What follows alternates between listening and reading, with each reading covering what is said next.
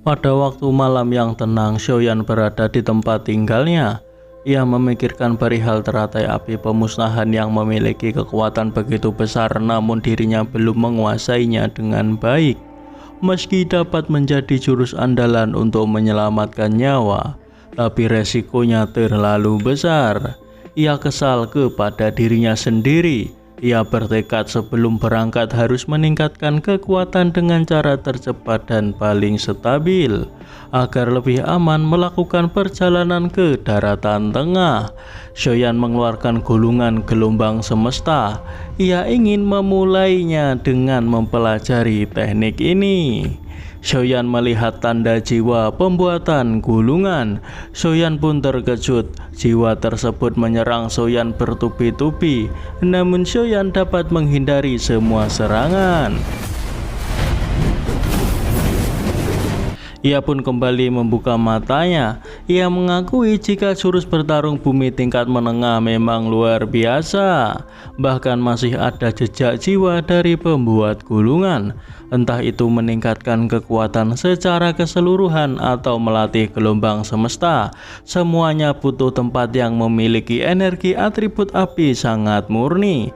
Xiaoyan berpikir tempat yang paling cocok untuk hal ini adalah pagoda pelatihan energi halaman dalam.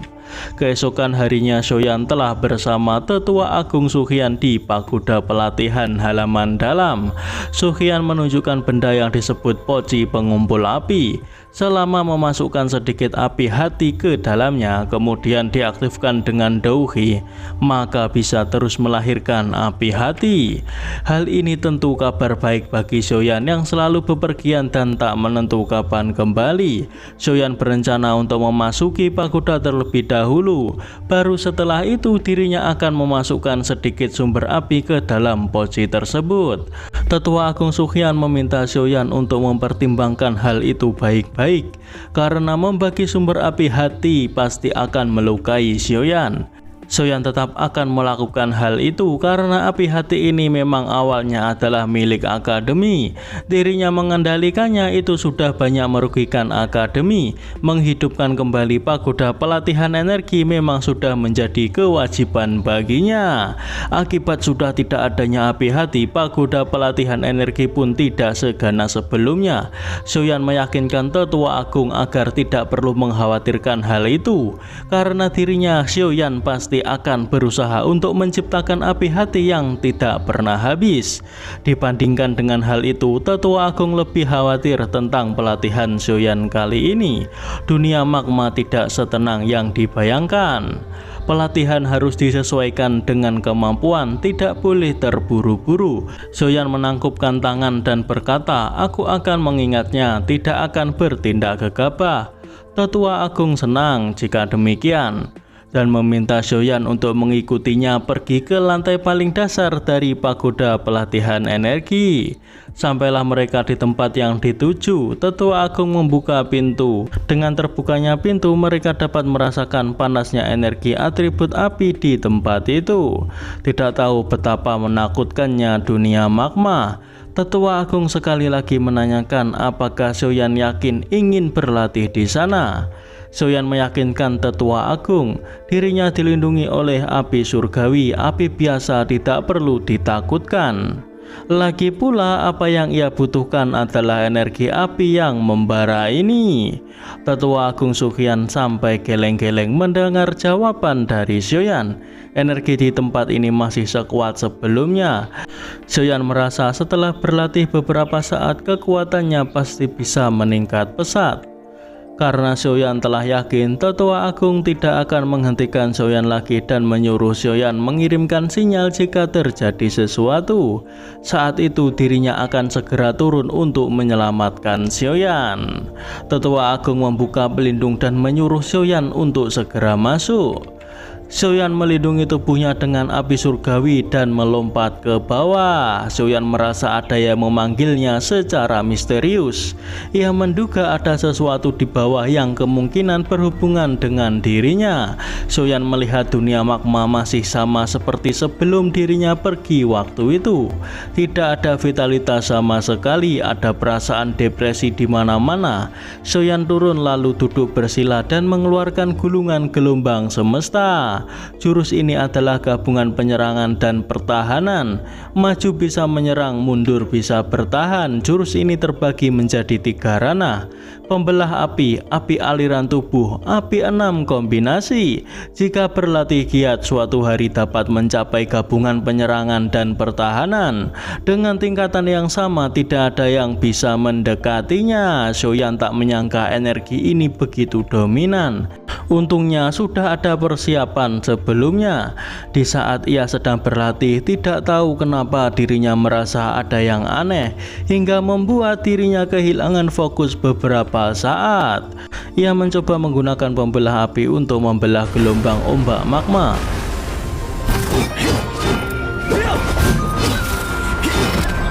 Setelah berhasil membelah magma tersebut, Xiaoyan segera menepi. Nampak ia kelelahan. Gelombang semesta memang luar biasa. Meski Xiaoyan tidak dapat memahami sepenuhnya sekarang, tapi sudah bagus jika ada sedikit hasil. Api hati bereaksi kembali, membuat Xiaoyan tak bisa menahannya. Xiaoyan penasaran dengan apa yang ada di bawah magma hingga membuat api hati bereaksi seperti ini. Xiaoyan ingin mengambil resiko satu kali lagi untuk memeriksa ke bawah, karena jika tidak dirinya akan terus merasa tidak tenang.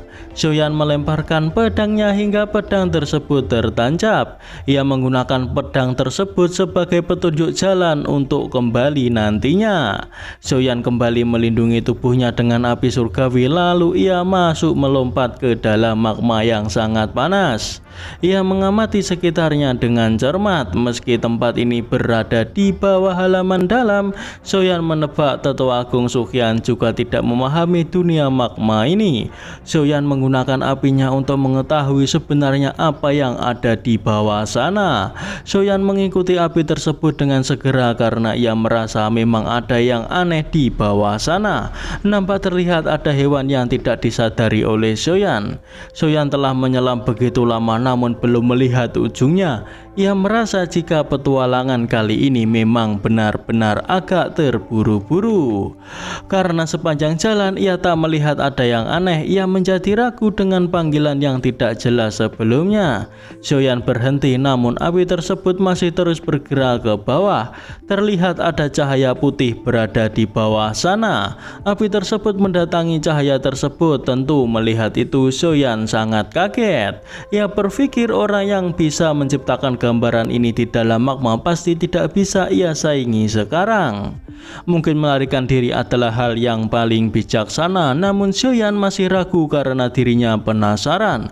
Takutnya tidak tenang jika tidak mengetahui dengan jelas apa yang terjadi. Xiaoyan bergerak mendekati cahaya tersebut, namun tiba-tiba ada serangan api yang mengarah ke arahnya. Untung saja Xiaoyan menyadari hal itu dan berhasil menghindarinya tepat waktu. Xiaoyan menoleh ke arah di mana serangan tersebut muncul. Xiaoyan terkejut, ternyata itu bukanlah manusia, melainkan sosok binatang. Binatang tersebut menyerang Xiaoyan, namun Xiaoyan menyerangnya terlebih dulu, membuat binatang tersebut terlempar hingga menabrak batu yang berada di belakangnya. Binatang tersebut kembali menyerang Xiaoyan, namun pada akhirnya binatang tersebut dimusnahkan oleh Xiaoyan dengan menggunakan api surgawi hingga tak tersisa.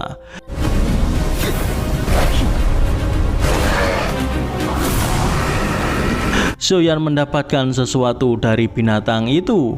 Benda itu sepertinya adalah inti monster. Ini adalah suplemen langka bagi orang yang melatih atribut api. Xiaoyan dikagetkan dengan kemunculan banyak binatang serupa yang mendekat ke arahnya. Mereka semua sepertinya dipanggil oleh binatang yang dibunuh Xiaoyan sebelumnya. Xiaoyan akhirnya bertarung dengan binatang tersebut.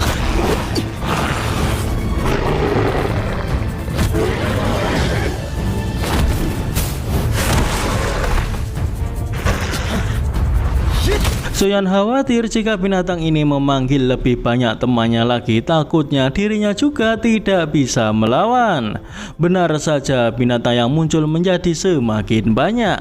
Ada satu yang bentuknya sedikit berbeda dari lainnya. Kemungkinan ini adalah pemimpinnya. Soyan benar-benar dalam masalah kali ini. Ia kembali diserang. Ia berniat untuk segera pergi. Ia menemukan cara, yakni harus membunuh pemimpinnya terlebih dahulu. Ia pun bergerak cepat mendekati pemimpinnya. Ia berada di belakang. Binatang itu pun menyadarinya dan menahan pukulan Soyan.